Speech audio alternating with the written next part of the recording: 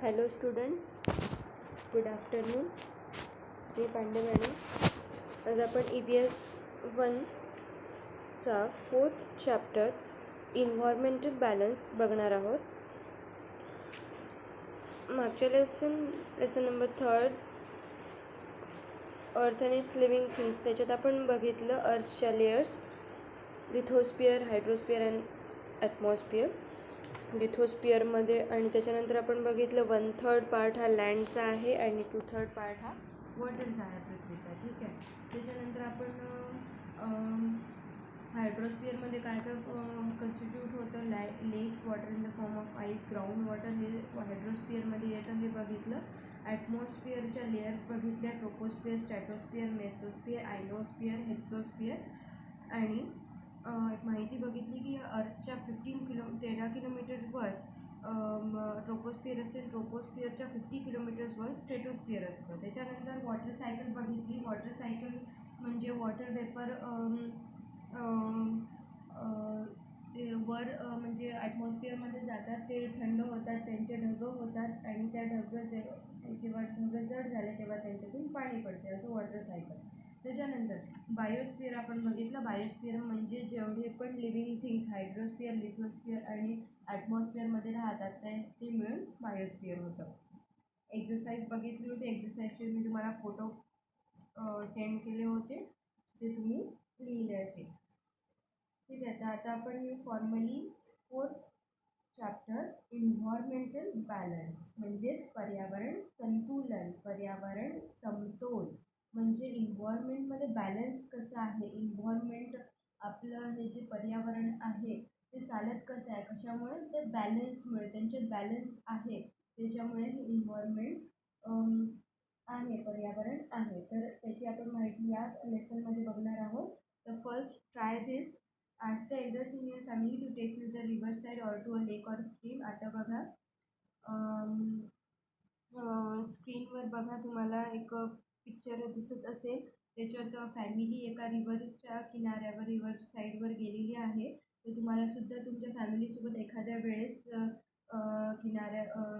नदीवर किंवा एखाद्या सरोवरावर जायचं आहे. आता तिथे जाऊन काय करायचं ते बघूया. Make a list of all the things you see there. If you do not know the names of any living things you see, make a note for them, describing their shape, color, sound, shelter, etc. Or draw their pictures. Count how many types of living things you see.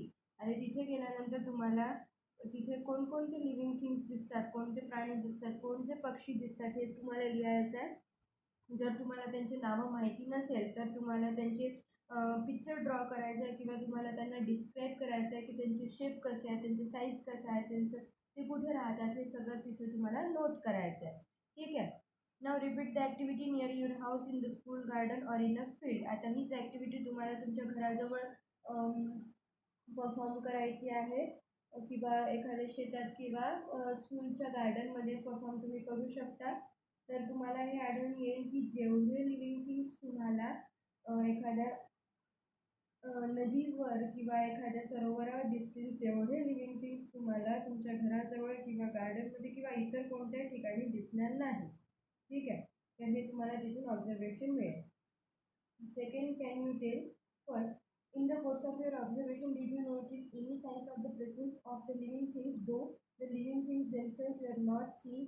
For example, did you notice any partly eaten fruits or shells, fallen feathers, animal tracks, dungs, droppings, nests, cocoons, eggs, honeycombs, etc. आता इथे म्हटलं आहे तुम्ही कुठे गेले तर तुम्हाला तिथे लिव्हिंग थिंग्स दिसले नाहीत, पण तुम्हाला माहिती पडलं की तिथे लिव्हिंग थिंग्स आहेत.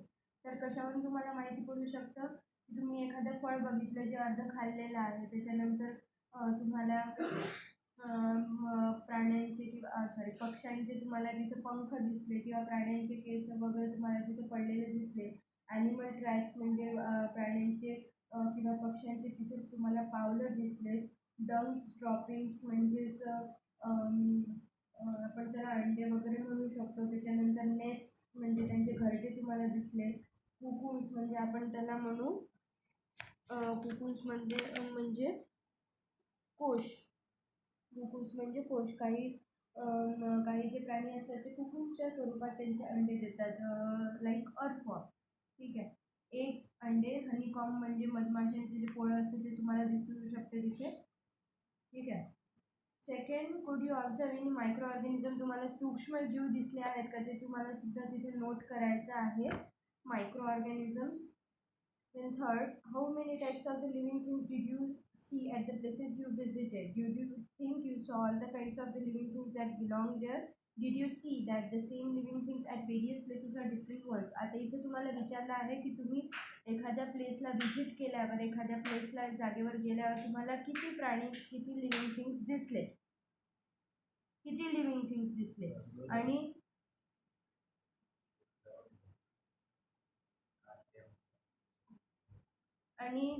किती लिव्हिंग थिंग्स दिसले तुम्हाला आणि ते एकाच प्रकारचे होते का, त्यांचे टाईप्स होते का, किंवा त्यांच्यात व्हरायटी होती का, त्यांचे घरं कसे होते, वेगळे होते का एकमेकांपासून, त्यांचं खाणं वेगळं होतं का, ते सगळं तुम्हाला तिथे नोट करायचं आहे. The variety we see in all the living things that belong to the particular area is called the biodiversity of that place. आता या लिव्हिंग थिंग्समध्ये या जे काही फरक आढळतो, जे काही व्हेरायटी आढळते म्हणजे डिफरन्स आढळतो, त्याला आपण काय म्हणू, बायोडायव्हर्सिटी. त्याला आपण काय म्हणू, बायोडायव्हर्सिटी म्हणजेच जैवविविधता. ठीक आहे.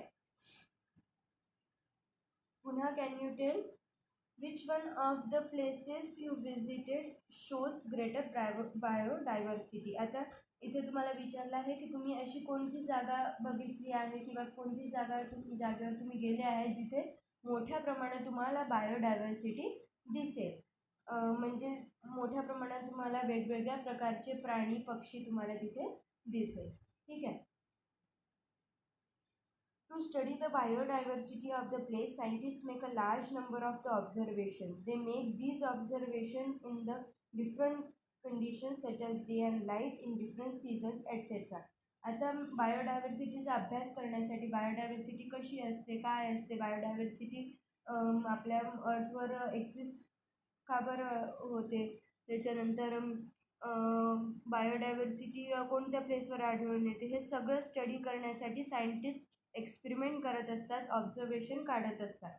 तर ऑब्झर्वेशन हे वेगवेगळ्या कंडिशनवर त्यांचे बेस्ड असतात, म्हणजे ते डिफरंट सीझन्स म्हणजे वेगवेगळ्या ऋतूमध्ये ते ऑब्झर्वेशन्स म्हणजे एक्सपेरिमेंट करून बघतात, त्याच्यानंतर वेगवेगळ्या दिवशी वेगवेगळ्या रात्री त्याचे काय इफेक्ट होते हे सगळं ते स्टडी करतात.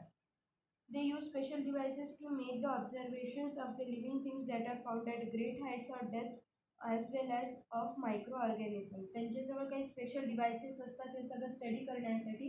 जसं खूप उंचीवर म्हणजे ग्रेटर हाईट्सवर एखाद्या लिव्हिंग थिंग्स त्यांना स्टडी करायचं असेल तर ते काय करतील, बायनोक्युलर्स म्हणजे दुर्बीणचा वापर करतील. आणि मायक्रो ऑर्गॅनिझम जर पाहायची असतील, मायक्रो ऑर्गॅनिझमची स्टडी त्यांना करायची झाली तर ते काय करतील, ते मायक्रोस्कोपचा यूज करतील. असे त्यांचे स्पेशल डिव्हायसेस असतात हे सगळं स्टडी करण्यासाठी. Observations of many scientists are brought together and studied again. Only when all such efforts are made over a long period of time can we be sure of the biodiversity of a place. हे सगळे observation खूप मोठ्या प्रमाणात जेव्हा एकत्र आले आणि ऑब्झर्वेशनमधून conclusion म्हणजे निष्पन्न झालं की या पर्टिक्युलर प्लेसवर, या पर्टिक्युलर जागेवर बायोडायव्हर्सिटी आढळून येते, तेव्हाच ते प्रूफ होईल की बायोडायव्हर्सिटी एक्झिस्ट असते. ठीक आहे. इथे त्यांनी असं म्हटलेलं आहे. आता नेक्स्ट पेजवर येऊ, पेज नंबर 19, द इन्व्हायरमेंट. ठीक आहे. द इन्व्हायरमेंट म्हणजेच पर्यावरण. The surroundings and the conditions in those surroundings which affect the life of the organisms there are together known as the environment. ज्या सराउंडिंगमध्ये, ज्या परिसरामध्ये लिव्हिंग थिंग्स राहतात त्या परिसराचा त्यांच्या लाईफवर, त्यांच्या जीवनावर काय इफेक्ट पडतो, काय प्रभाव पडतो, या सगळ्यालाच आपण काय म्हणू, द इन्व्हायरमेंट. याला काय म्हणू आपण, इन्व्हायरमेंट. पुन्हा एकदा सांगते, ज्या परिसरामध्ये लिव्हिंग थिंग्स राहतात त्या त्या परिसराचा त्यांच्या जीवनावर काय इफेक्ट पडतो.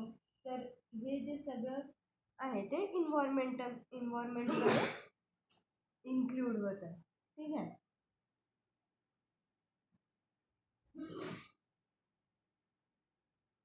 It includes many components such as sunlight, air, water, soil, plants and animals etc. आता इन्व्हायरमेंटमध्ये कोणकोणत्या गोष्टी इन्क्लूड असतात तर सनलाईट म्हणजे सूर्यप्रकाश, हवा, पाणी, माती, वनस्पती, प्राणी हे सगळं त्यांच्यात इन्क्लुडेड असतात. Livings and non living things are dependent on the each other. आता इथे म्हटलं आहे की लिव्हिंग थिंग्स म्हणजे सजीव गोष्टी आणि निर्जीव गोष्टी या सगळ्या एकमेकांवर अवलंबून असतात. आता बघा, निर्जीव गोष्ट आपण बघू एखादं झाड, तर झाडाला खाणारे खूप प्राणी आहेत. तर जर झाडच राहणार नाही तर ते प्राणी कसे जगतील. म्हणून प्राणी हे म्हणजेच लिव्हिंग थिंग्स हे नॉन लिव्हिंग थिंग्स एकमेकांवर डिपेंडंट आहेत. आणि जर हेच झाडं खाणारे प्राणी जर वाचले म्हणजे राहिले नाही तर काय होईल. जे प्राणी या प्राण्यांना खातात म्हणजे जसं सिंह आहे, तो जर हरणाला खात असेल तर पण हरणाची संख्या नाही आहे चांगली तर मग सिंहसुद्धा राहणार नाही. तर तसं हे एकमेकांवर अवलंबून आहे, डिपेंडंट आहे. There is a lot of give and take interaction between them. Environmental science studies this interaction. त्यांच्यामध्ये मोठ्या प्रमाणात इंटरॅक्शन होत असतं म्हणजे मोठ्या प्रमाणात ते एकमेकांवर अवलंबून असतात. मोठ्या प्रमाणात त्यांची देवाणघेवाण प्रत्येक गोष्टीची असतेच. ठीक आहे. देवाणघेवाण आंतरक्रिया आपण त्याला सायन्सच्या भाषेत म्हणू शकतो. ठीक आहे. Look at the pictures of the living and non-living things shown below. Discuss the mutual relationship between these various factors of the environment. आता या खाली तुम्हाला पिक्चर्समध्ये सांगायचं आहे की यांच्यामध्ये संबंध काय आहे या प्राण्यांमध्ये आणि नॉन लिव्हिंग थिंग्स इथे सुद्धा तुम्हाला काही काही दिलेले आहे. ठीक आहे. तर यांच्यातील संबंध असाच की they are totally dependent on each other. Note करून घ्या, लिहून घ्या. all the living things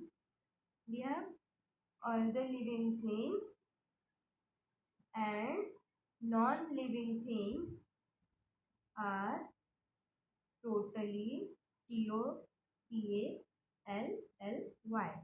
totally dependent on the each other. Neither all living things and non-living things एक ॲड करा. shown below in the picture are totally dependent on each other. ठीक आहे. तर page number 20 वर येऊ. The food chain. Look at the pictures below. सूर्य तुम्हाला तिथे दिलेला आहे, थोडंसं काय प्लांट्स दिलेले आहे, त्याच्यापासून ग्रास होपर आणि ग्रास होपरपासून छोटा प्राणी छोटा पक्षी. तर छोटा पक्षी प्लांटला ग्रासहोपर खाईल आणि ग्रासहोपरला तो छोटा पक्षी खाईल. Grasshopper eat grass and leaves and birds eat grasshoppers. Can you tell who eats the bird. Who eats bird. बर्डला कोण खातं. मोठे मोठे जे पक्षी आहेत ते स्मॉल बर्ड्सला खातात.